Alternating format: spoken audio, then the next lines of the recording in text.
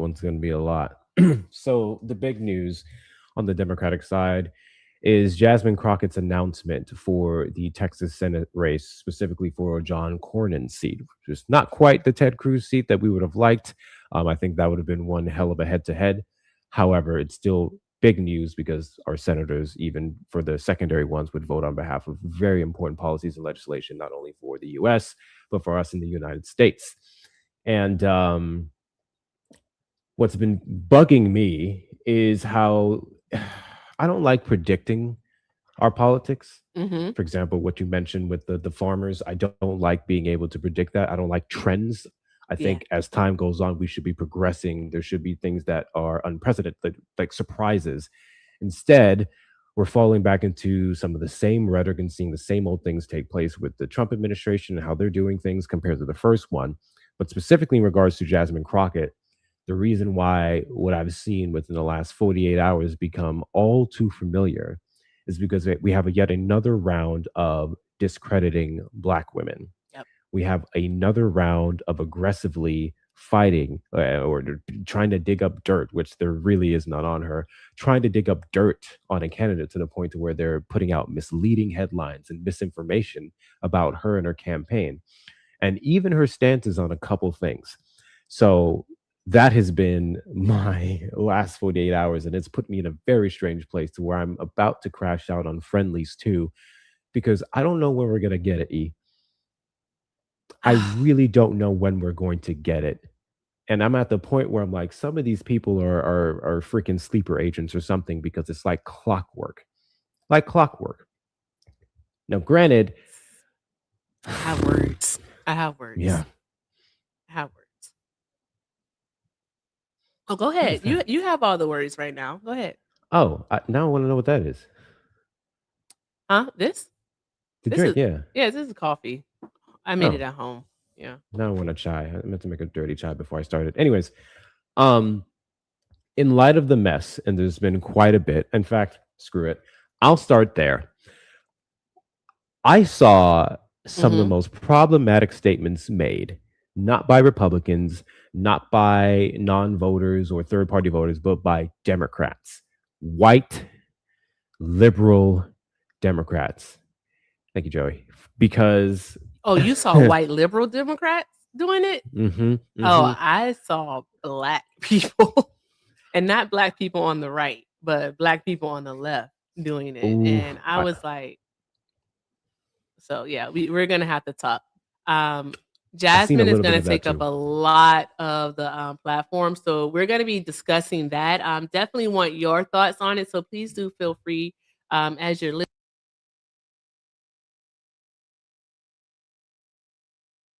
listening, chime in.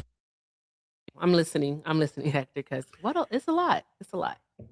One of the very first things that I saw, and this was used legitimately from a real person, they stated that Jasmine Crockett entering the race against James Tallarico is going to make racists come out and vote.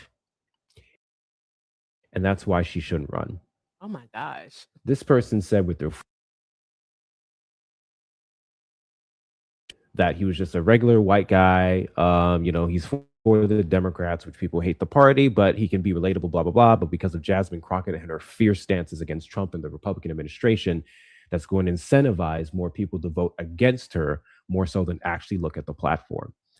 And I couldn't think of a more veiled racist way to say that you can't stand black women than that shit right there. Um, it's always the same thing with these situations where it's the world isn't ready or them being put on the ballot is going to make bad people be worse people. Yeah. And why should that ever be a motive or a determining factor for you to vote or not vote for someone? That's insane, actually insane.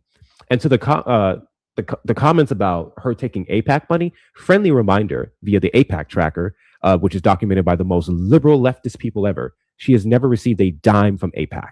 Never. Nothing. Not a cent. Not a single piece of documentation that shows she received APAC money. Granted, there are some things that are bigger than APAC. In fact, I think a lot of you guys use APAC as a scapegoat for some other issues, but I digress. It's still a good thing when we see our representatives not on that list. She's not Exactly. on there.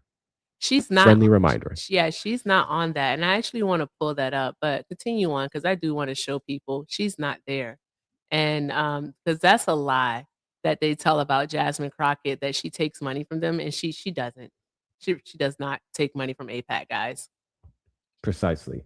What you will find is a couple corporations and some donors that she's had that may have some affiliations with AIPAC, 6,000%. But that's several other Democrats, even the ones who are grassroots funded. If you look deeply into a lot of their campaigns and a lot of their donors, you're going to find AIPAC somewhere. It's just not directly related to the candidate. Am I lagging? I don't know what's happening there.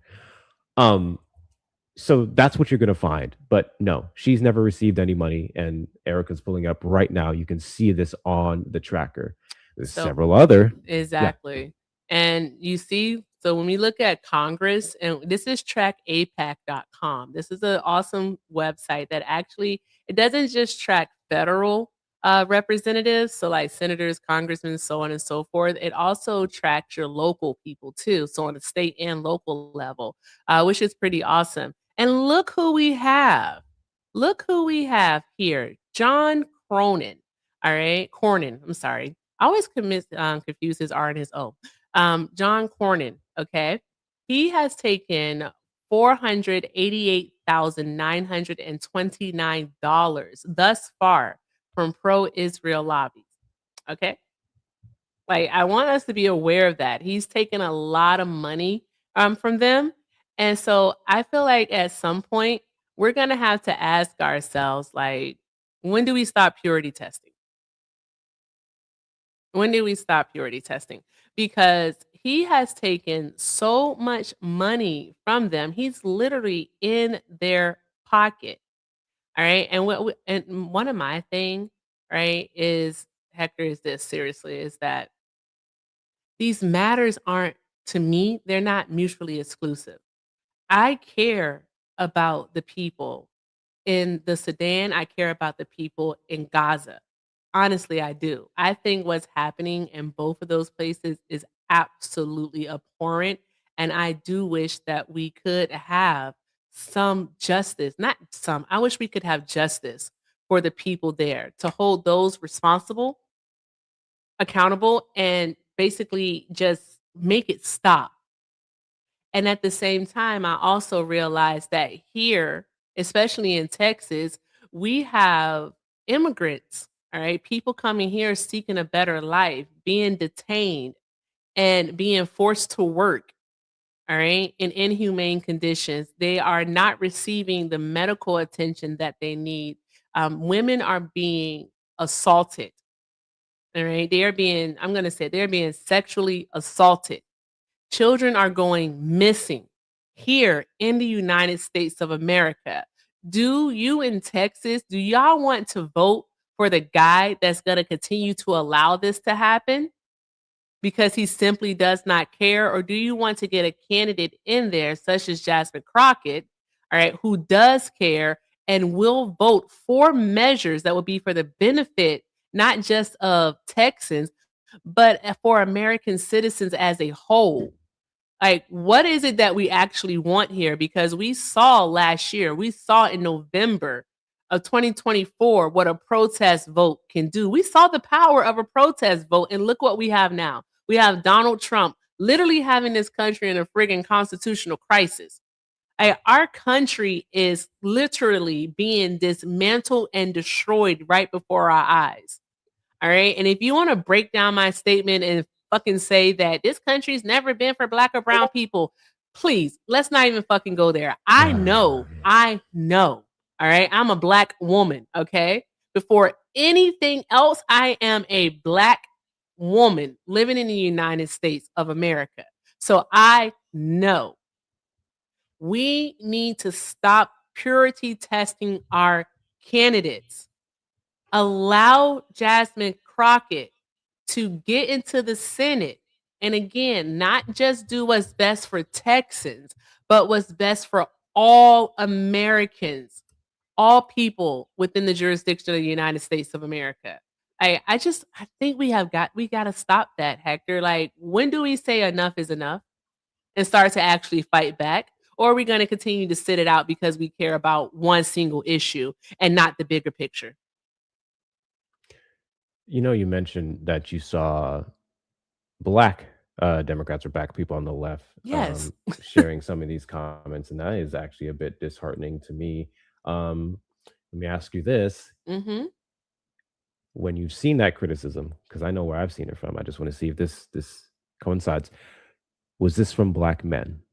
Yes. It was from both, but mostly black men. Black men on the left. Yeah. Well,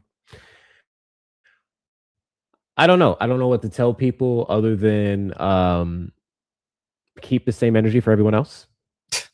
because there is a difference. Because there's a lot of people who heard what you said and they heard, don't vet people. No one's ever saying that. There's a difference between vetting our candidates, making sure that they're aligned with everything that we want, what we need in the future going forward, and purity testing. Purity testing is expecting perfection from an Exactly. imperfect system.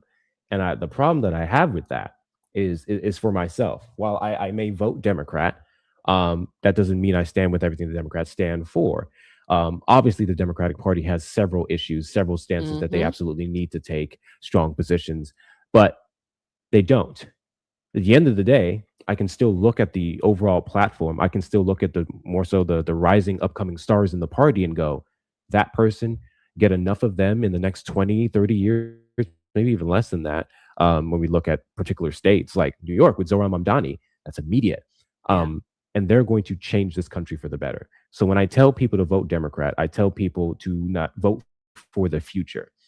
In the meantime, between time, slight improvements to harm reduction. That's the reality of the Exactly. situation. I will never, in good conscience, and this is where so many of you guys who like to run off of morality and not voting for Democrats, but you vote in a man who is civilly liable of sexual assault. You're not going to win this shit with me with, oh, this person voted for this aide, or That part. oh, this person was silent on this thing. All those things aren't good. Let me be clear. I get it. But when you look at the policy platforms of one side versus the other, night and day differences. Night Exactly. and day differences. Exactly. And what I also think about it, I heard the craziest thing is like the person, it was, to me it was such a contradiction in what they were saying. If the person who was hosting is still here, shout out to you because you always hold you have an amazing platform and I think you know who you are. But the person that was on the panel literally said out of their mouths like, "Oh no, it's not a purity test. It's not a purity test. You don't throw away the test just because you got a 70. You take the 70. But if there's one thing that's extremely important to you, then you have to go with that one." And I'm like, "Hold on, time out. Wait a minute. Then you are in fact a single voter issue, like you're a single issue voter is what you are. That's what you're doing." All right. And I think what we have to look at, because it's a lot of us speaking about this who aren't in Texas, and like Hector, you are in Texas. Okay. And I'm not, though. I'm a few states over in Arizona. And I just think that like what's important to Texans, okay, like this matter of Israel, all right, where does that stand with Texans? How many Texans set out of the vote? How many Texans are independents? Like we need to look at those things to see, okay, what's important to Texans? Because for right now, Texans are the ones. I keep saying Texas. Y'all gonna hear this word a lot, but y'all are the ones who are voting on this. Like I'm not voting for Jasmine or Cornyn or Talarico. All right, y'all have to. You know what I mean? So what's important to Texas? I think that's something that we need to explore and that we need to understand. So I have a hot take on this.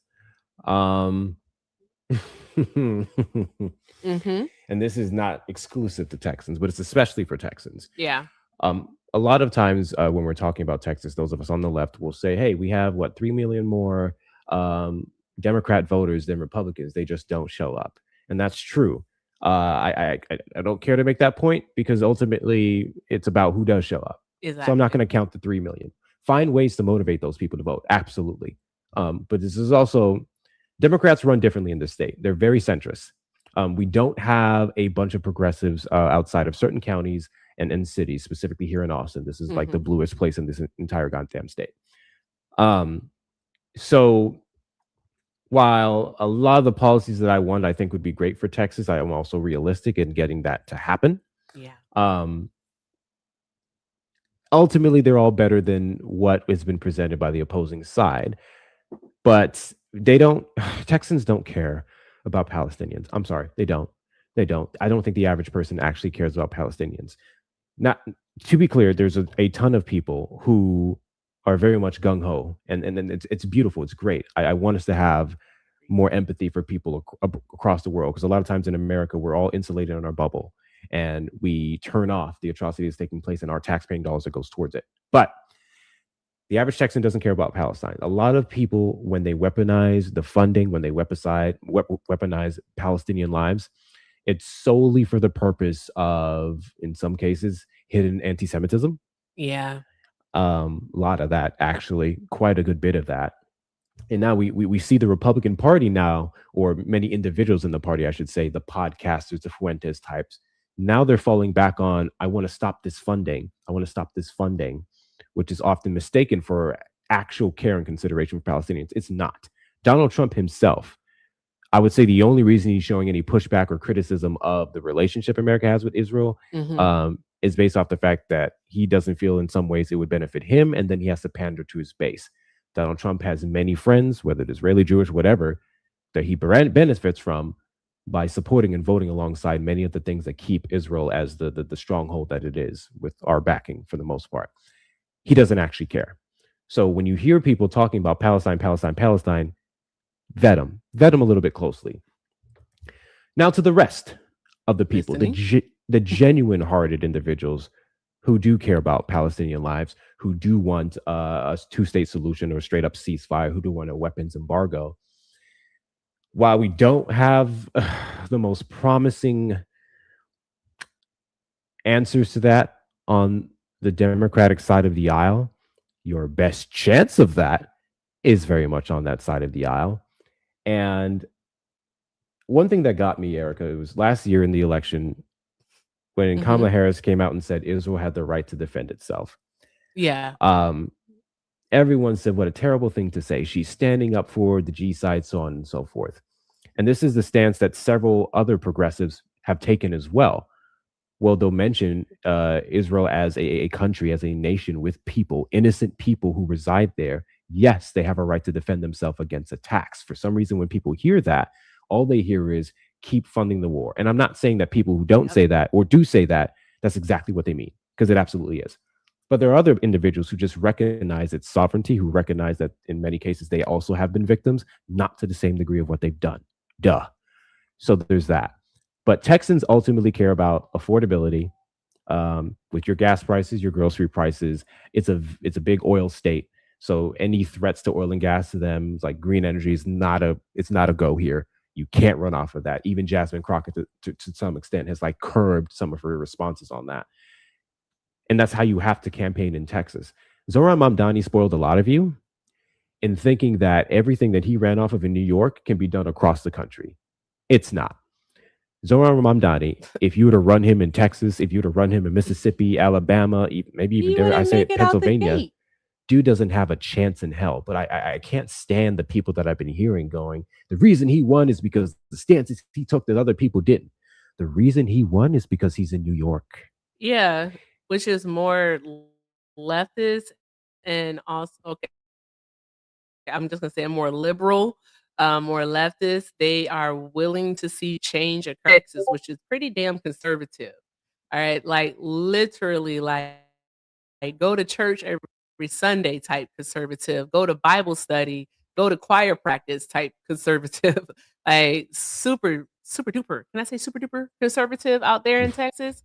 Like good old traditional family values in Texas. I wanted to pull this up. This is actually from December, so it's a year old, and I couldn't find anything more recent. So if you have something, let me know. But this is from the Texas Politics Project. This is basically Israel favorability, and it's from again December 2024. All right. The margin of error for this is about 2.8%. All right. But what we have here is that in regards to how people in Texas feel about Israel, we're looking at about 29% of them. All right. Versus unfavorable, like very unfavorable, is going to be 10%. And people who just don't know or don't have an opinion are at 5%.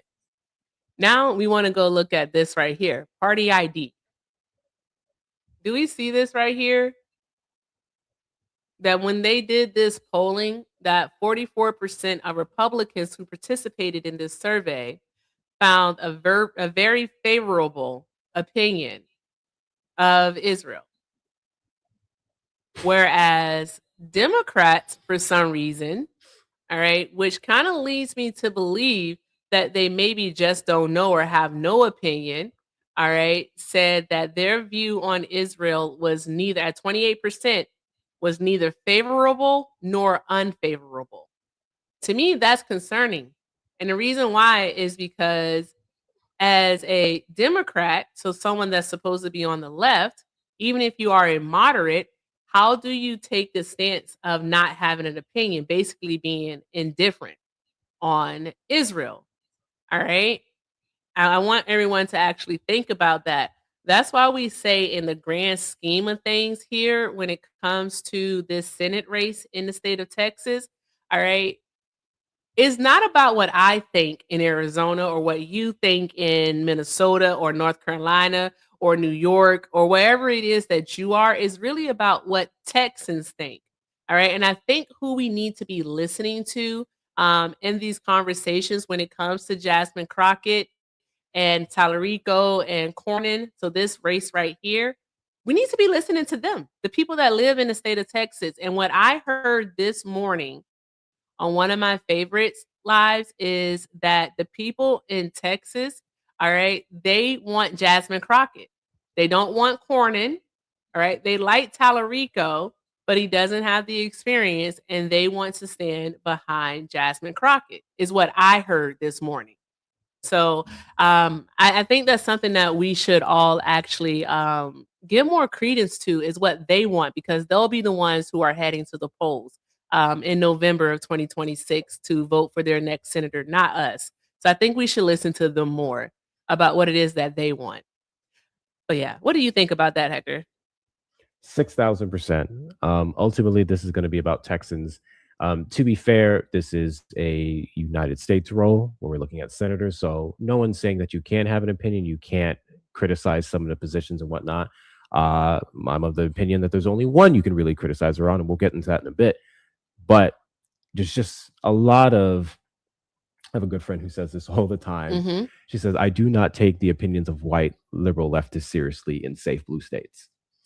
And I remember a couple months ago, I didn't necessarily like that she said that, but more as time went by, I understood, because some of you guys are fully ready to vote for things that'll straight up harm the people on the left in these red states, in these areas where the policies affect them the most. And as someone who's went through the last couple voting cycles, local shit here in Texas, the most recent being the 17 props that was proposed in November, and what that looks like for my black ass living here, I don't get to be too picky. Yeah. I don't.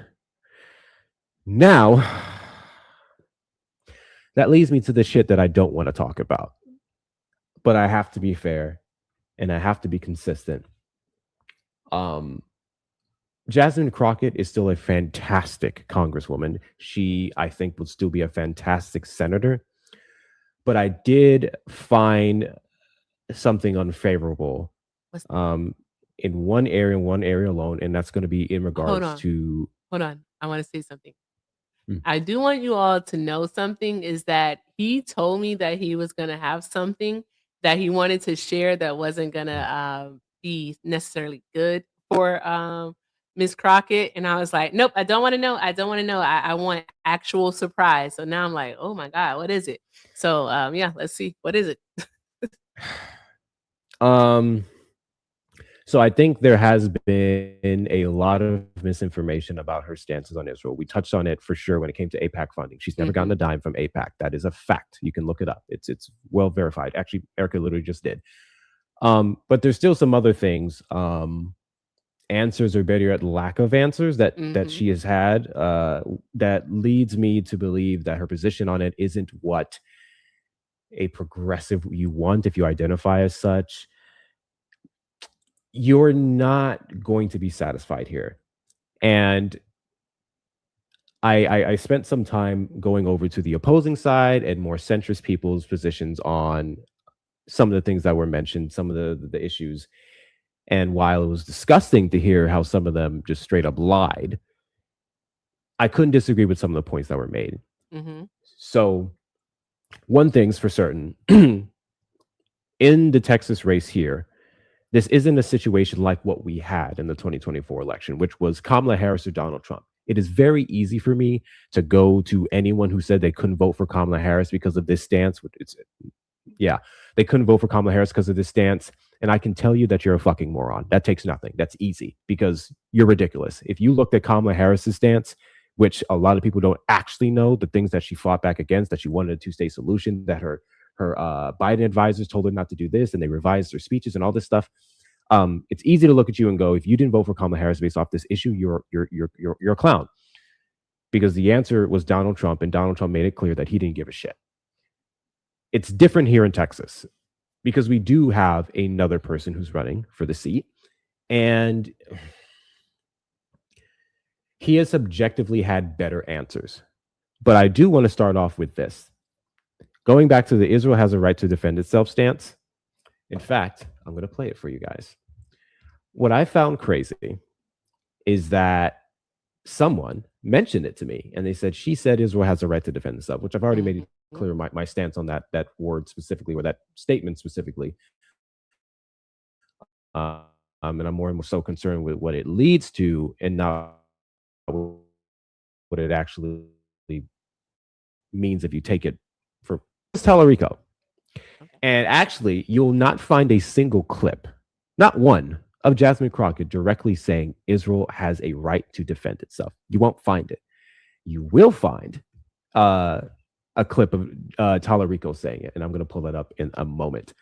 Erica, I know we Okay. talked about doing little break PSAs. If you wouldn't mind doing one while I'm finding this clip. Sure, got you. All right, guys. So thank you all so very much for tuning in today to the Fun and Facts Show. All right. Again, I'm the fun and he's the facts. All right. And as you know, guys, we are here to provide you with your weekly news with a bit of a twist and a lot of fun. So, with that being said, if you'd like to support the stream, please take a look at the links in the bio. I'm Everything with Erica, and he is Hector Talks with two R's. Again, those links are in the bio to support the stream. If you are watching over on the tube, the best way to do so, of course, is by subscribing, liking, and also you can send a super chat. I want you all to keep doing all of the good things, while we bring you this information. Support the stream. All right. Thank you all so very much. Also, guys, I really can't remember, and I'm just taking a moment here while Hector gets that together. Bro, I really cannot remember if I took my ADHD stuff today. I can't. I don't know. I don't know what's happening. I've been in a haze for like 2 days. Is everything okay? I don't I think I know. have it here now. I don't know. I don't know. I've been off so bad. Anywho, I want to add on to what Hector is saying in regard because he's pulling up this video. But the thing that I think that we should think about here is that Tallarico has some experience in the house, in the state house.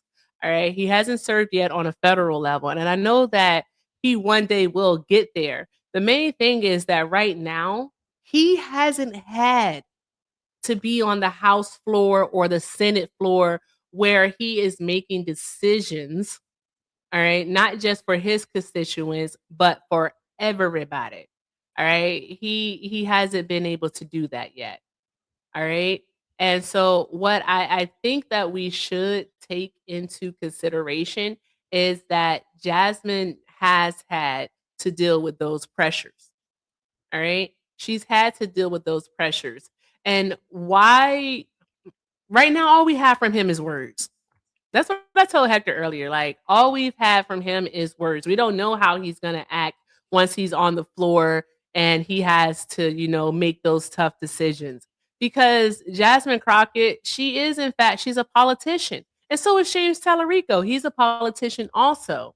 Okay. And for anyone to say that Jasmine has voted in support of Israel, I disagree with you. All right. The funding packages that she has voted yes on, she voted yes because it included humanitarian aid for Gazans. That's why she voted yes. If it only had support, so funding for Israel, Jasmine voted no.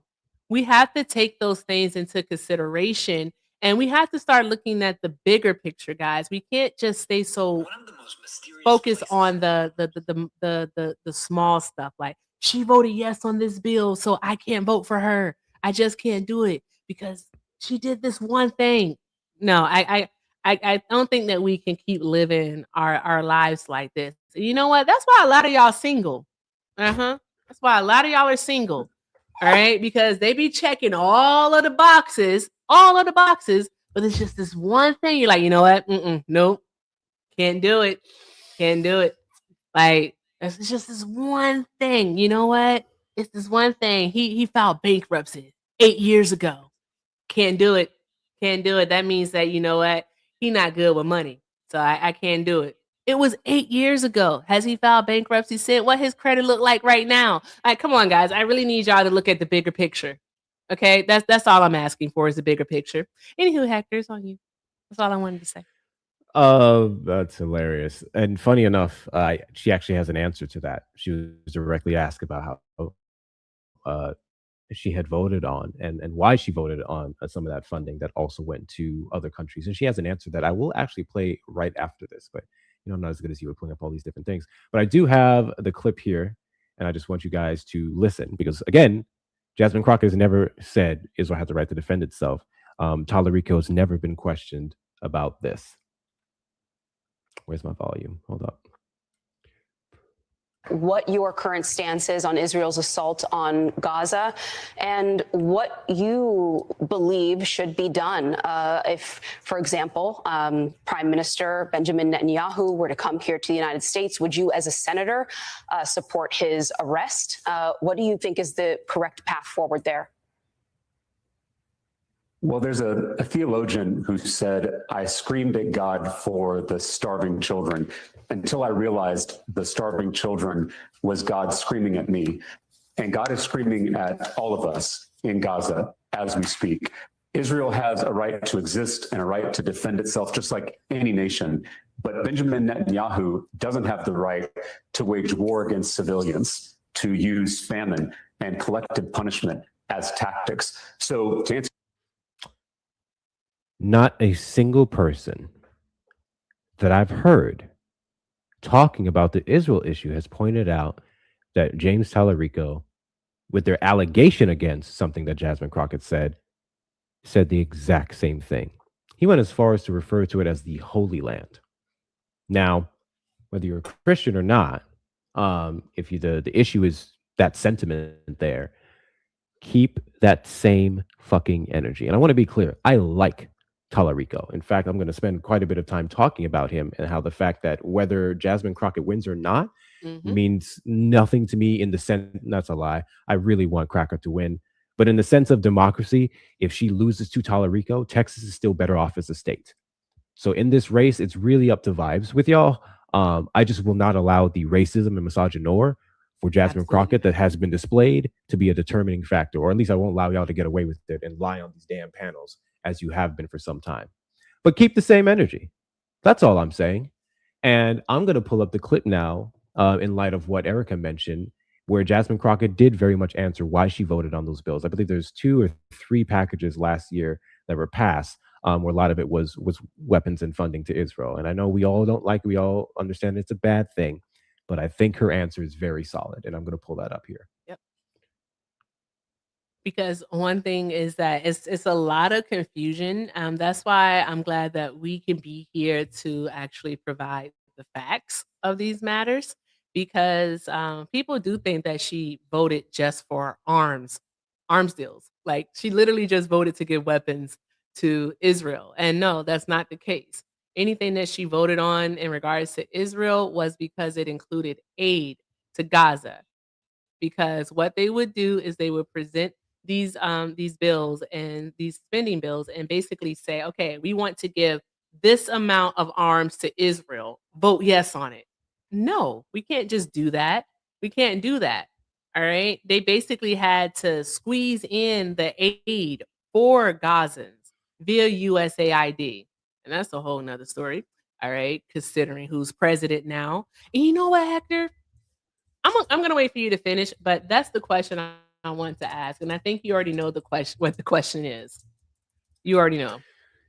So Sure yeah, do. I'm going to wait. I'm going to even write it down so I don't forget. All right, so I have a rough time frame, so we may skip through it a little bit, but here we go. And it was my governor that put officers on Oh, horseback. gotta go and back a were little bit, whipping them actually. I think it's about right here. democracy elected. Because frankly, I've heard from a lot of leaders, and they were like, we thought y'all had lost y'all mind. And so once we got Joe Biden back, they were like, okay, y'all back on track. And now they like, what are y'all doing? And I'm like, child, I don't know. Well, one of the challenges I know another conversation people don't want to have is that we are sending aid to Israel in the midst of what people online have called a genocide, when we know there's a genocide happening in the Congo that we don't even want to acknowledge or talk about. Is it because those people? Sir, I think it's time for me to go. Well, because listen. No, so, I know, because we could be here all day. I know we don't have all day, but okay. So I was alluding to this, but you just decided to go there. If we're going to make our decisions based on foreign affairs, then you got to dig in. Mm-hmm. Foreign affairs is not limited to this, and that is not to minimize what is taking place. Mm-hmm. But especially for Black folk that have gotten so enthralled in this fight, I really want them to dig. Mm-hmm. I want them to learn. Like, I think that there is an opportunity to educate people not only on the history of Israel and the fights and things like that, but also on what's not only going on in the Congo, what's going on in Sudan, also Libya, as well as for people to just kind of go back just a little bit to Haiti, right? Because you talked about the border, and I remember vividly the Haitians trying to cross into our country. And it was my governor that put officers on horseback and were whipping them in the water. And there was a lack of outrage. Like, the world did not come to Haiti's aid. And nobody asked, why is it that Haitians, because again, they always think if you're coming across that border, then you must be Mexican. Like, they don't realize it's all these other countries, but nevertheless. And so no one ever asked the question, what's going on with the Haitians? And that was a couple of years ago.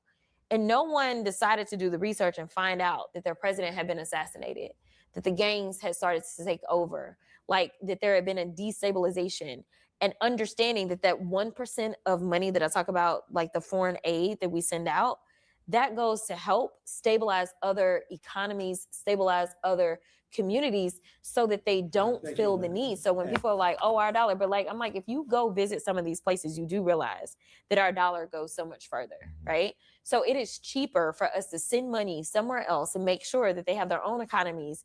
And we just need to engage in trade. We need to make sure that they can build their own middle classes there. And it benefits us in this entire world.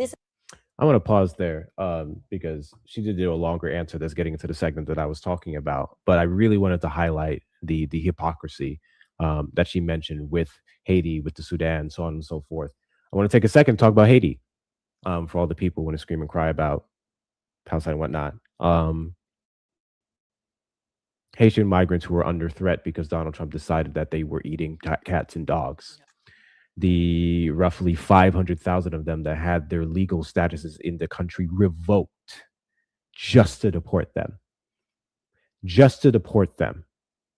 We can talk about the asylum proceedings, not only proceedings, but even applications that have been putting that Donald Trump went out of his way to cancel, to pause indefinitely and straight up cancel. And then the ones that are in the legal process that he's picking up at courtrooms to deport out of the country. This is not something that Jasmine Crockett or Kamala Harris or the majority of Democrats support. So there's that. We know about what's taking place in Sudan. Oftentimes, very few people are talking about that. God bless Covey. 60,000 people. Mm. 60. 60,000 people. God bless Covey for being one of the few people on this app that really shine a light on that issue in its totality.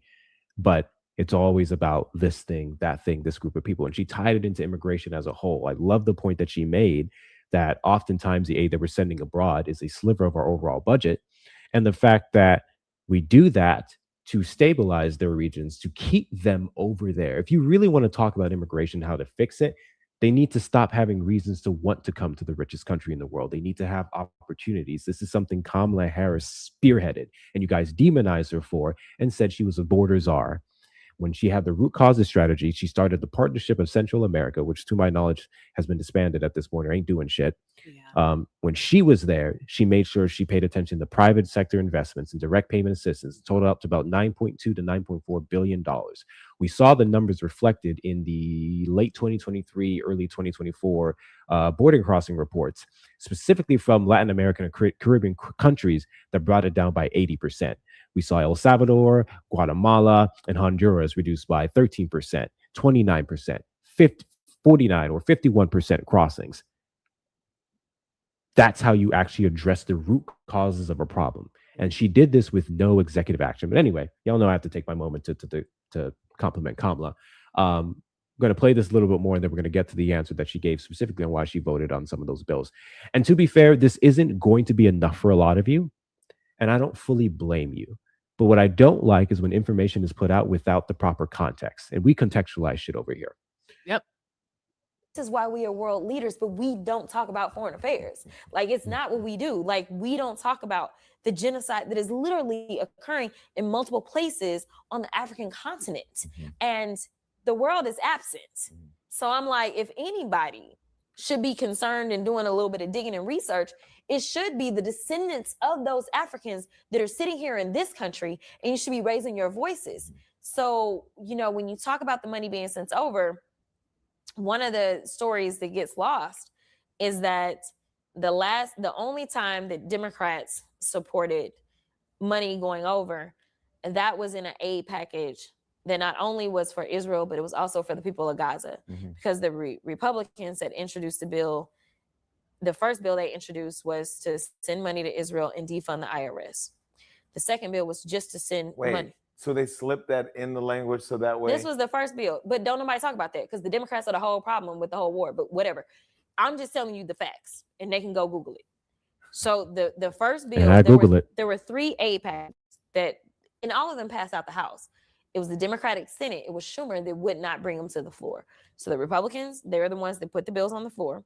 The first bill was to defund the IRS, send money to Israel. The second one was to just send money to Israel, but not defund the IRS.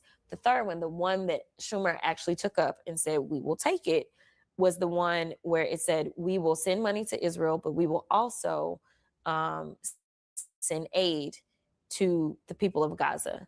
But it wasn't just to the people of Gaza. It was money to the Sudan. It was money to the Haitians. It was money to the Congo. Like, it was actually more than just the people of Gaza. It was trying to help out in situations that we know are happening and taking place. And, you know, is it everything that we would have wanted? Absolutely not. But we don't control the House. The Republicans do. But by standing together to the best of our ability as Democrats, we were able to get something better. Because if the Republicans had their way, the people of Gaza, the people of the Congo, the people of Haiti, they wouldn't have anything. They would not support them. And that's what we're going to get. So if your heart is aching and bleeding for people that are struggling to just literally be able to survive another day, let me tell you that the Republicans have said things on the floor, and I wish these clips would go viral. Things such as, just go ahead and nuke them. They literally want to, oh yeah, we'll find you a clip. They say that in on the floor. And nobody, I'm like, where are all the protesters when they out here saying this stuff? They have said. I forgot to actually pull up that clip for y'all, but there you go. And I went ahead and I verified this, and I actually have some bad news on that, but I did verify everything that she's saying was correct. And the initial bills that Republicans put forward, there was no funding, and they tried to defund the IRS. Then they Fix that one. No, the first one was just aid to them. Then it was aid and defund the IRS. And it was the Senate, the Democratic Senate, that said you need to give some support to Palestinians. And then it was expanded on. We can even fast forward to the one associated with the TikTok ban. That was HR 7521.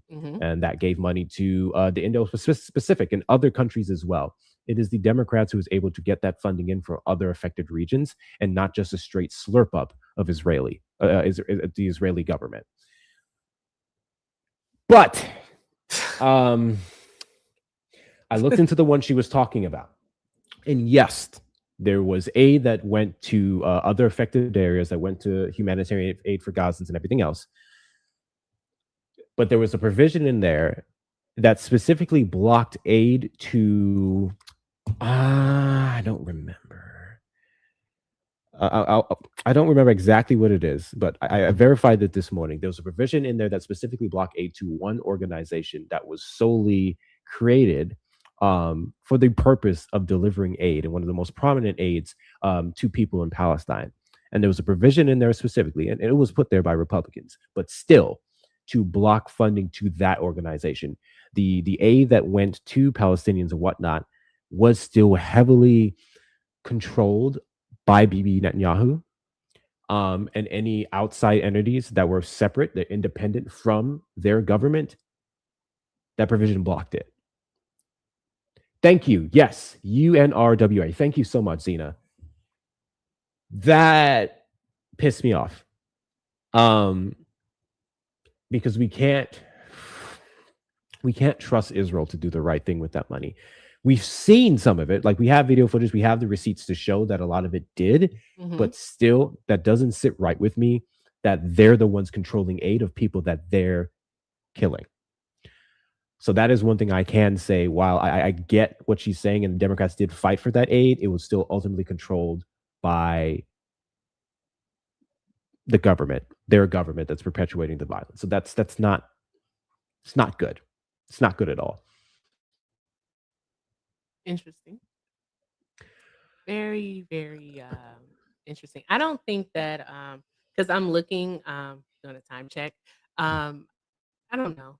I think that what we end up doing, because I don't have much to say about that. I'm just thinking about basically how typically Black women are supposed to be the solvers of it all.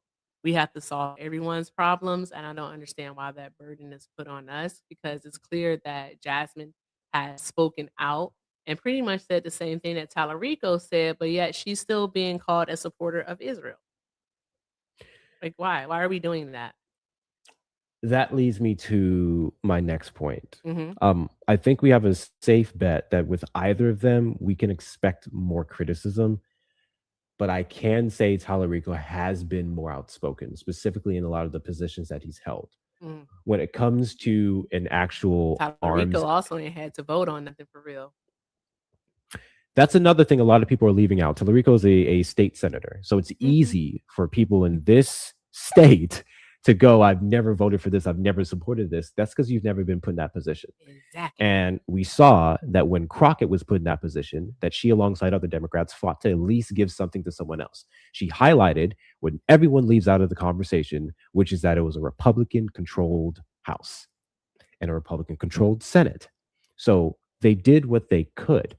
I'm not saying it's good enough, but it's the best of the material that they were handed. And that's all life is, especially for Black people. We work with what we're given. We work with what we got.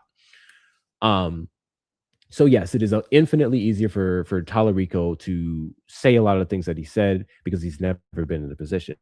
But that doesn't change the fact that to the broad majority of people who don't know shit about fuck, that still looks better.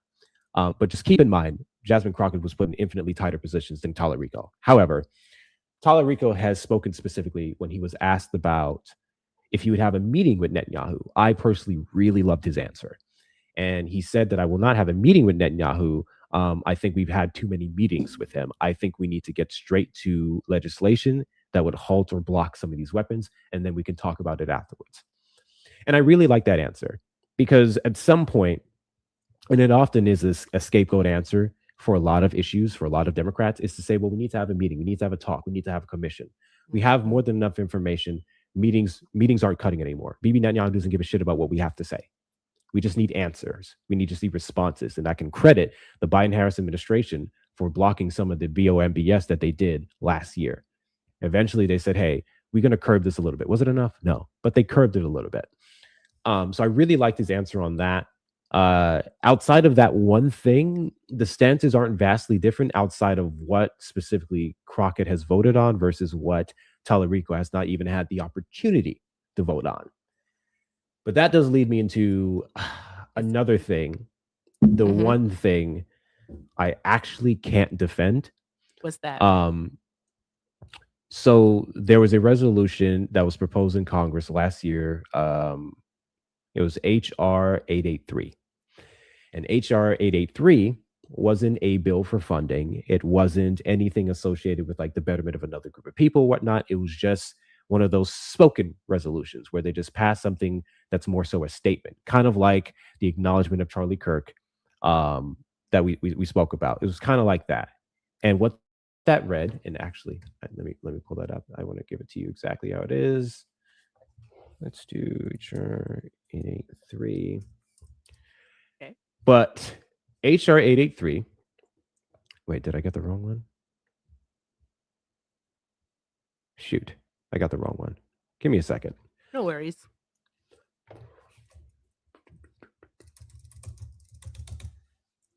I'm trying to read you. Screw it. I'm pulling it up, but I'm going to read you guys the specific language. So, those of you know the controversy surrounding the statement "from the river to the sea, Palestinians will be free," Yes. and how Republicans and even some Democrats have labeled that as anti-Semitic. Oh, I need to zoom this in a little bit. That statement is bullshit. When Elon Musk went and touted Twitter around, whatnot, last year, saying, hey, this statement is banned because it's hate speech, we screamed, we cried, it was outroar because that's ridiculous. It was another attempt to diminish the lives and sovereignty of people in the Gaza region and Palestinians over actually addressing the genocide that was taking place.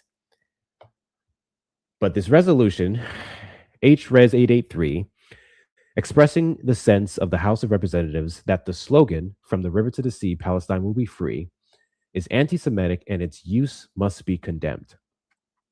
This was presented by a Republican in New York, of course. However, it was voted on by the overwhelming majority of, we expect the Republicans to do it, right? But by Democrats as well.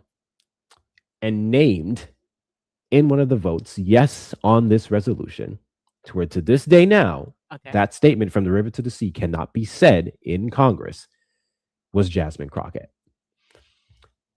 And that was the one thing that really bothered me. Because why did again, she vote no on that being anti-Semitic? Do you have any insight into that? there was nothing I can find whatsoever on why she voted yes for this to deem it as anti-Semitic. There was never any conversation or statement or whatnot that was expanded on by most people. In fact, it went through a fast-tracked process. I forgot what the name of it was specifically, to where basically the majority of them agreed, kind of like what happened with the Epstein thing in the Senate, where it just unanimously was agreed to. It was the same thing with this. And I've been unable to find any information or counter as to why she would vote yes on this. Yeah, it's literally just basically saying that there needs to be one state, and that state needs to be Palestine. That's what I take from it. In this? Mhm.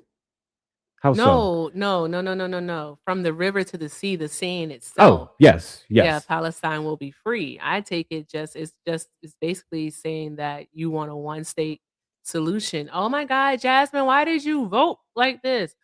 Why you haven't? She never spoke about it. I can't find a single statement. And I looked because first I didn't believe it. First off, and this is actually going to be a great lesson. I want to read over this. It's it's House Resolution 883. I'm going to pull it up. I think we should read over it.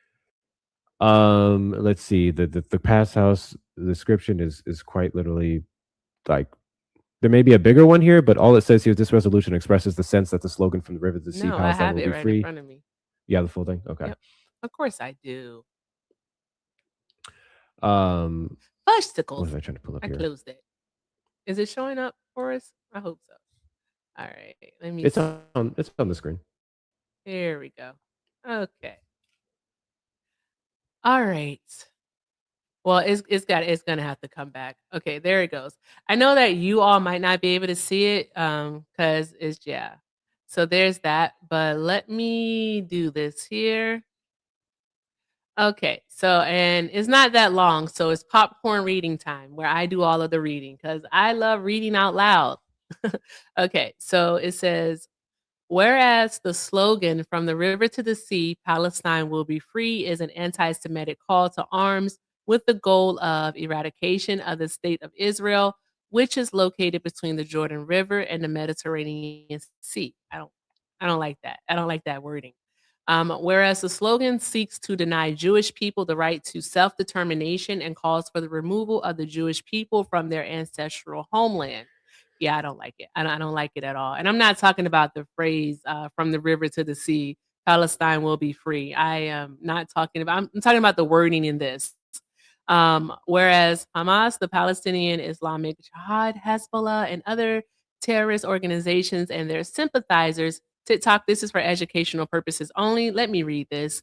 And their sympathizers have used and continue to use this slogan as a rallying cry for action to destroy Israel and exterminate the Jewish people, whereas this rallying cry can promote violence against the state of Israel and the Jewish community globally.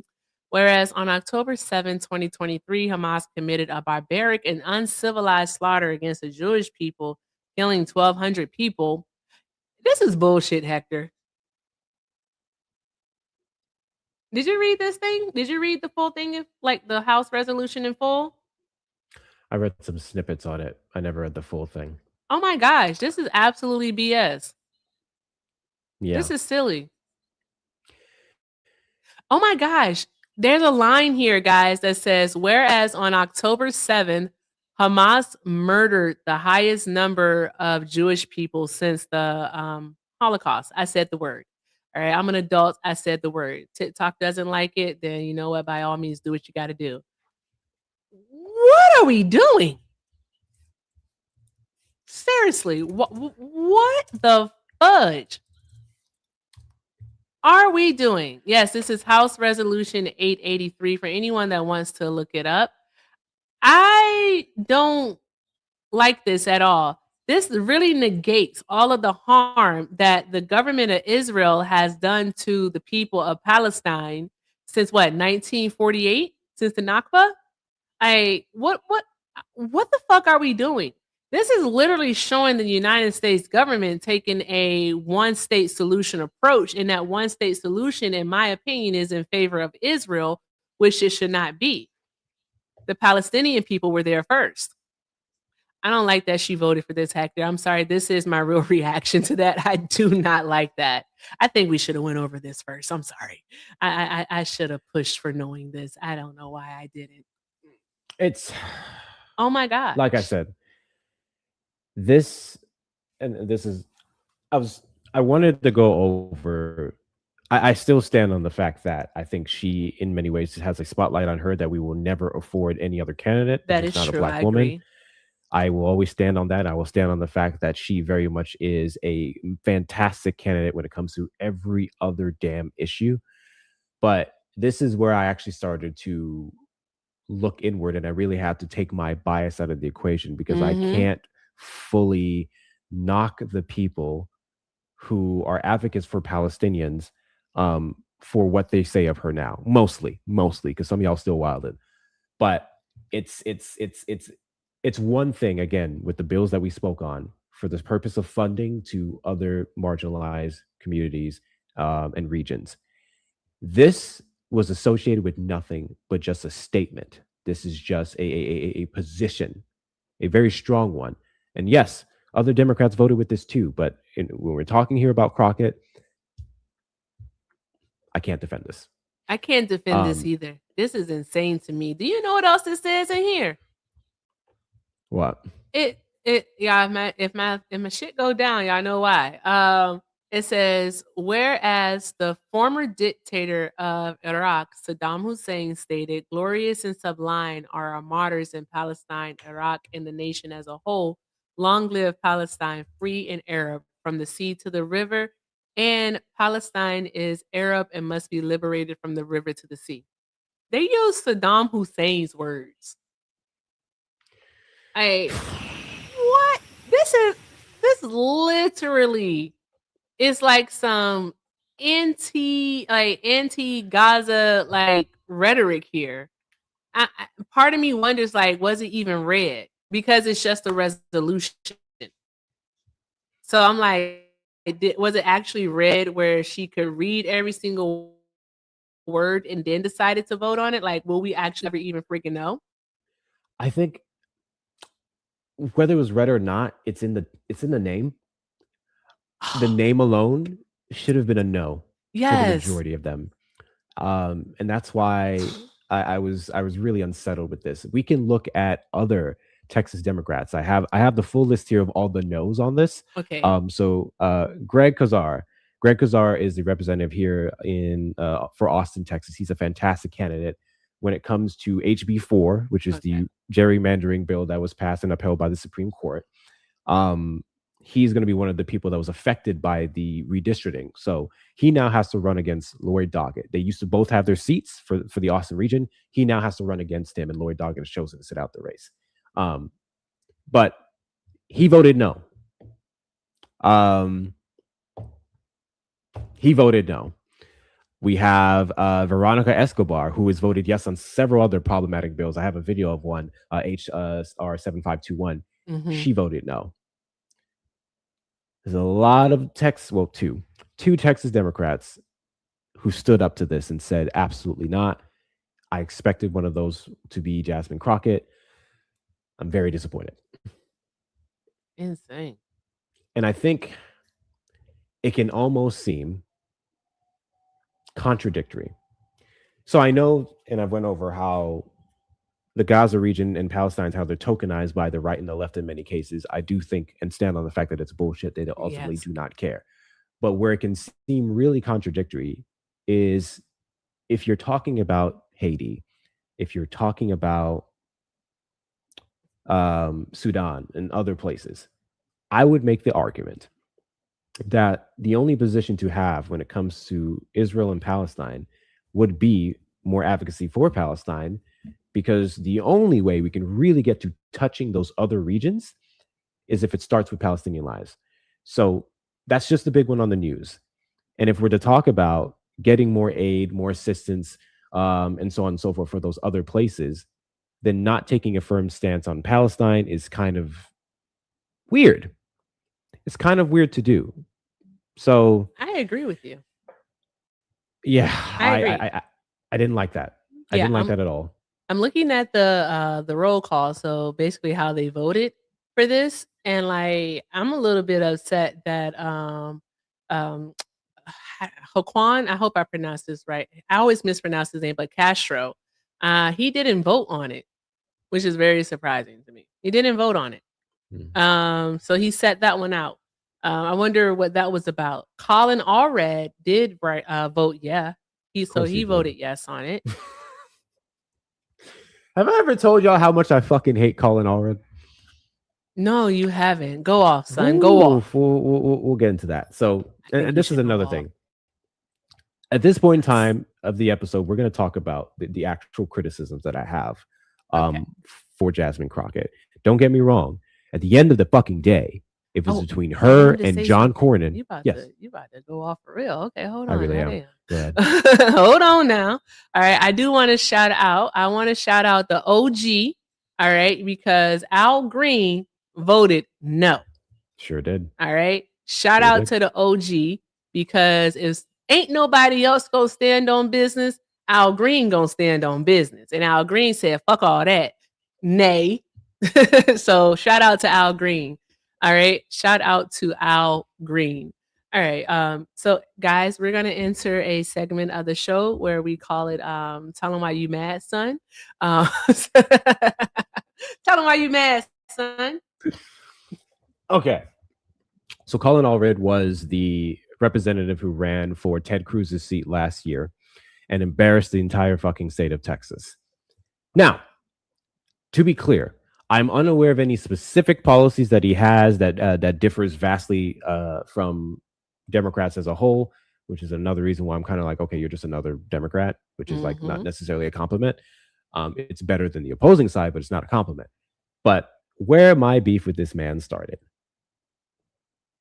and I hope this doesn't come across as any type of like policing black people or tone policing, any of that. But when you get into politics, regardless of your race, there's just a certain demeanor that you need to have. There's a certain like quick, you got to be fast with it. You got to be able to rebut. You got to be able to have some fire in you.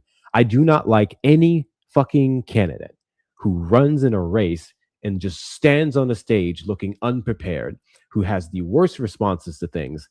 And because it's all about your presentation. Ultimately, as much as I may hate to admit it, it's about your presentation in politics, not so much your policies.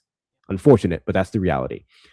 And Colin Allred, if you don't believe me, especially if you're a Texan, go watch the debate between Colin Allred and Ted Cruz. This man got up on this stage and Ted Cruz came prepared. I'm going to actually compliment that sleazy bastard. You Ted compliment Cruz the Zodiac Killer. I actually am. That's crazy. I actually am, because he went to that debate prepared. This man made an entire website, and the website was dedicated to showcasing Colin Allred's voting record and all the things that he said he was about and how he voted against it. That's what Ted Cruz did. Ted Cruz played dirty, and he did a great job at it and showed the contradictions with Colin Allred. And Colin Allred's responses were, hey, man, we're all in this together. I'm a better candidate than him because Trump. Like, another thing I want to add on to, Democrats need to learn that just shitting on Trump is not a winning strategy. That part. At all. So, we'll tie that into Crockett too. So the problem that I have with how so many people talk about democracy and this and that, it's always tied to Trump. Fun fact, Republicans were still the problem before Trump. Their policies were still harming us before Trump. Trump in many cases is a Ronald Reagan light, or if not worse than Ronald Reagan. So it's bad. It's really bad. He did a terrible job of representing the state, and that's the reason why he lost. I would argue it had mostly nothing to do with his race or anything like that. He lost because he was mediocre. And he's voted on some of the very problematic bills when you look on forward. But anyways, I'm gonna stop shitting on him. I'll finish up by saying this. He was actually in the race for Senate as well. He was actually running for John Cornyn's seat. And if it was Jasmine Crockett against Colin Allred, Jasmine Crockett all day, every day. But when Jasmine Crockett announced her race, he dropped the fuck out. Yep. And decided that he's going to run for the House. So that man knew. Yep. That man knew. He knew. He knew what it was. But yeah. I mean, we could honestly talk about this for so long. Like, it has taken up the majority of the show today. But we literally could talk about it because it's so nuanced. There's so much context to be added. But there are a few different other things that we do want to hit on before we get out of here. We all know that just a few days ago, the Trump administration announced a $12 billion package for farmers, another bailout. They're calling it bridge payments, basically to help them get over the hump that they have been experiencing due to his tariffs. Tariffs are not good. We try to tell people that they aren't good. They're inflationary. Also, countries have other options, like China has other options. So, yeah.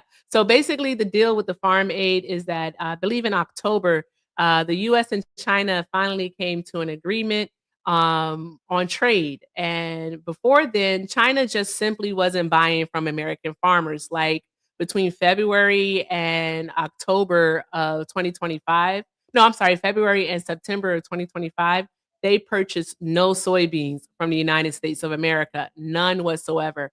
Like, leaving farmers with a surplus in crops where they were missing out on hundreds of thousands, if not millions of dollars in actual revenue. So with that being said, we did start to see an uptick in Farmers Filing Chapter 12 bankruptcy again. And this is extremely reminiscent of what happened in 2008 with our farmers when Donald Trump first started his trade war with China. Okay, so with that being said, the deal is with China is that the last 2 months of this year, so November and October, China is to purchase 12 million metric tons of soybeans from United States farmers. Here's the thing. Thus far, and we're almost to mid-December, they've only purchased about 3 million metric tons. They're still buying the majority of their soybean product, their soybean crops, I should say, from Argentina and also Brazil, because those two countries have agreed to not charge them any tariffs, any taxes. So there's that. So with that being said, our Treasury Secretary, Scott Bessent, has announced that they're now getting until the end of February to purchase that 12 million metric tons. And then moving forward, they'll have to agree to up until 2028 to purchase at least 26 metric tons from the United States of America every year. But guys, here's the thing. China has an amazing deal with Argentina, okay? All right. Argentina isn't charging them anything to purchase it, okay? There's no tax there. They're just buying it and they get it. Here they still have a tax to pay, okay? And then the next part of that is back in 2020 to end the trade war that we were in with China, Trump made a deal. It was called the Phase 1 deal. And China had agreed to purchase $200 billion in United States exports. Okay. That's what they agreed to buy. They agreed to buy that much. Guess what China did? China reneged. They did not hold up their end of the bargain. And we see signs of that right now. We see signs that they're not upholding their end of the deal. We're literally seeing that. And so what's to say that they actually will do this? Because under the first Trump administration, just with them, all right, even after making that deal, Donald Trump only actually was able to sell about $27.1 billion in soybeans, okay, to farmers. Not to farmers, but to China. Okay. And this was after giving out bailout after bailout. The Trump administration actually did about $32 billion in farm aid to American farmers. And I'm not even going to get into the systemic issues with that when we talk about the Black farmers. I have a video about it on my page. Please go check it out. It's both available on the Tube and on TikTok. So take a look. But then also we have to talk about the fact that when Joe Biden came in, okay, and he was able to lower the tariffs and also do better deals and focus on targeted tariffs that did not include agricultural products, we were able to sell $54 billion, and that's on the low end, $54 billion, so double what the Trump administration, and again, that's with taking the numbers conservative from the USDA reporting trade data. So we have that. We have to think about these things and how Donald Trump is clearly creating problems and then pretending to solve them while Americans continue to suffer the consequences of his really, really, really, really bad negotiation skills, because he's not a good businessman at all. With that being said, just think about that, guys. Keep that in the back of your mind. You can get more information about this by looking at things like the Farm Bureau, Farm Aid. Taking a look at those types of websites and getting more information will definitely give you some insight to basically how detrimental Donald Trump's policies are to the United States of America. With that being said, just to do a quick speed rundown of the news, the Fed has decided to cut interest rates. All right, they're cutting the interest rates again, which isn't a bad thing. They did it by 1/4 of a point and it's going down to 3.6% because they want to help improve full-time employment, so full employment. They also want to hopefully bring down prices, okay? Because we also see that Donald Trump has removed tariffs from certain fruits and veggies, along with beef and coffee, to help bring down those costs. So next time you go to the grocery store, take a look, see if your prices are lower. Just take a look to see. Also, another thing, the National Guard has been ruled and been ordered, I should say, to leave Los Angeles. They got to get up out the paint. They can't be there anymore.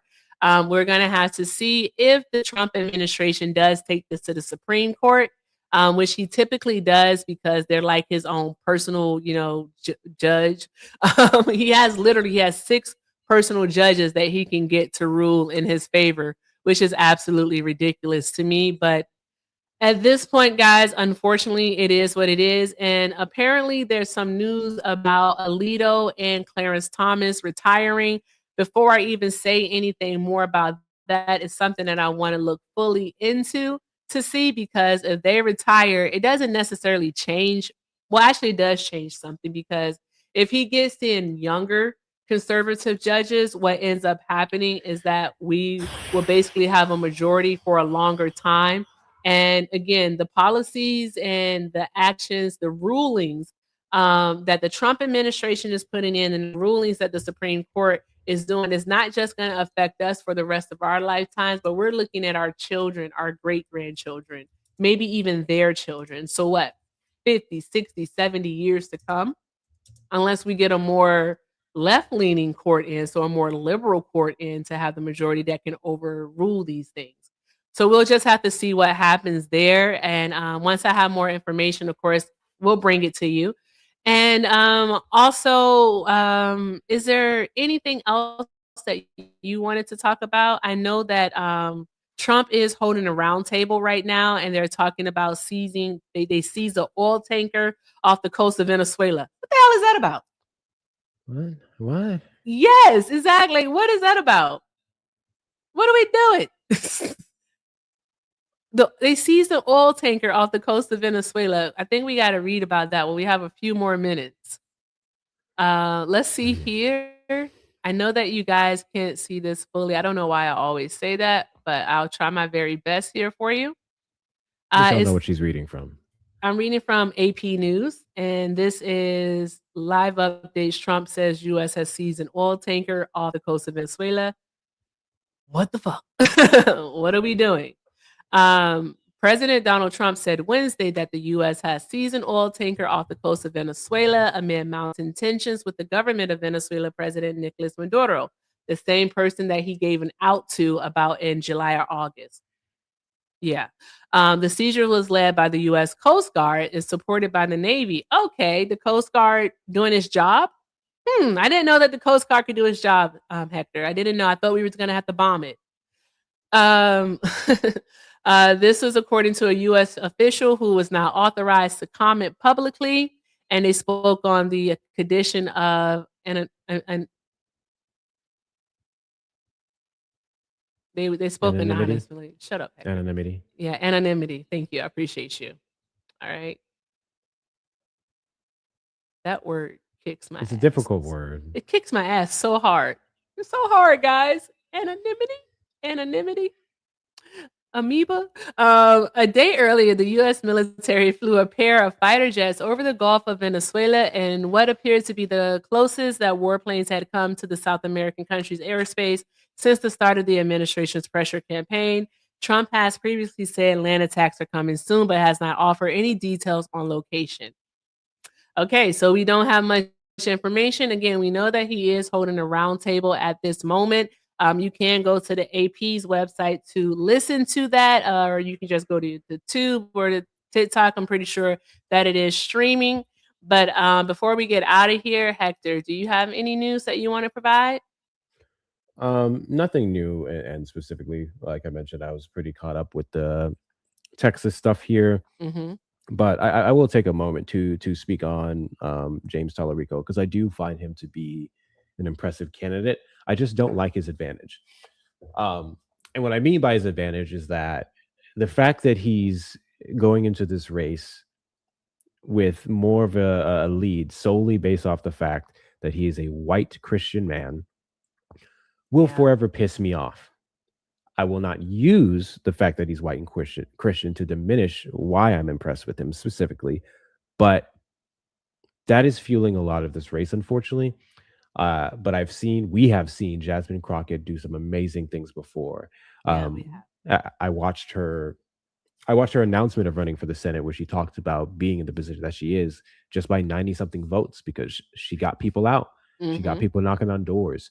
She's a powerhouse. She's very impressive, and I'm looking forward to seeing what happens when she enters this race. But there's also been a lot of people making the criticism that Jasmine Crockett entering this race so late is a harm, and this is why Democrats can't win anything, blah, blah, blah.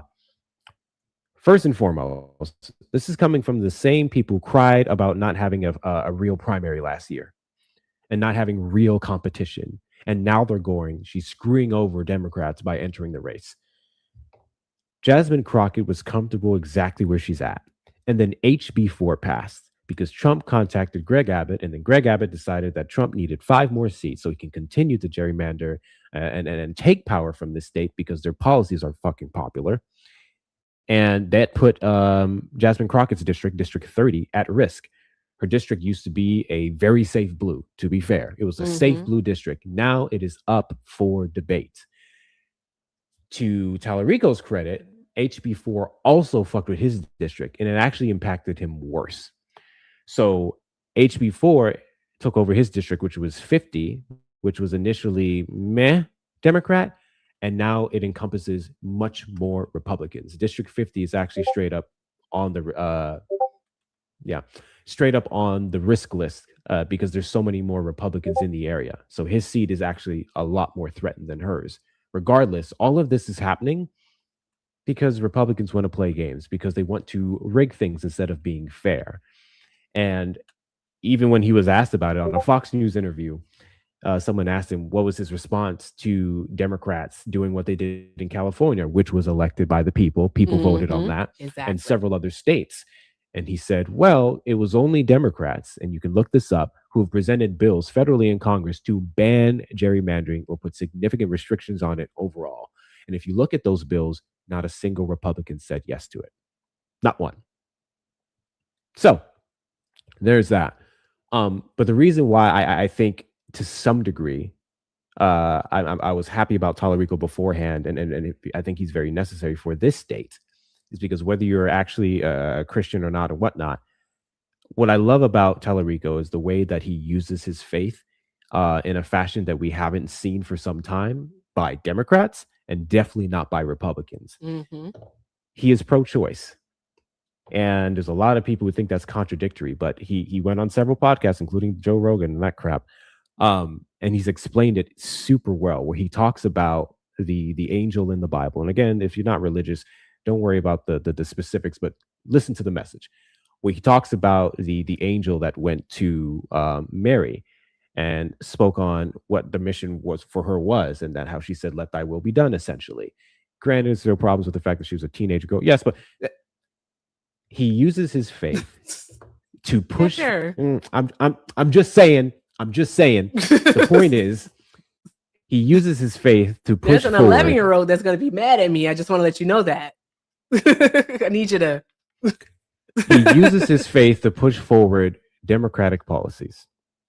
And I think there's something we don't see from a lot of Democrats, because Democrats are devoutly Christian just as much as Republicans, but the way he ties them in together is very impressive. And he uses that to say Christian nationalism is not okay. He uses that to say the Bible should not be mandated in schools. He uses that to say we should be kind to the immigrants. And I think that's a beautiful thing.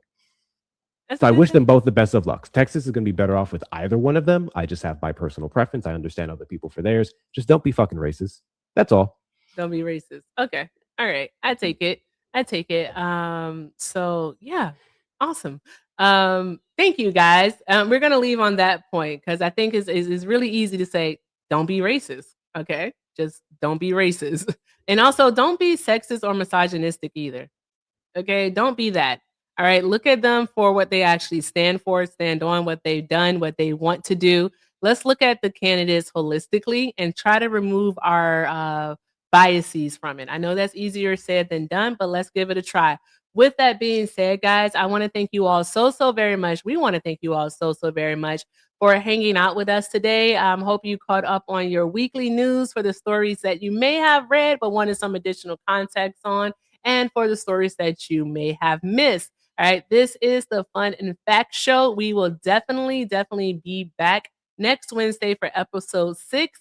All right, because remember, I'm Erica Shante. Over on the 2, you may know me as Everything with Erica. Make sure you all are liking, subscribing, commenting, sharing, reposting, doing all of the good things, guys, because your support, your engagement keeps us going. And so with that being said, I am the fun and Hector is the facts. Awesome. Thank you guys so very much for being with us. Make sure again that you're doing all of the good things, and we will see you all like next week. Oh, Hector, I have a question. Are you going live? A little bit later, yes. Okay. All right. Awesome. All right. I'll be back later tonight to do some fun stuff, guys. But thank you again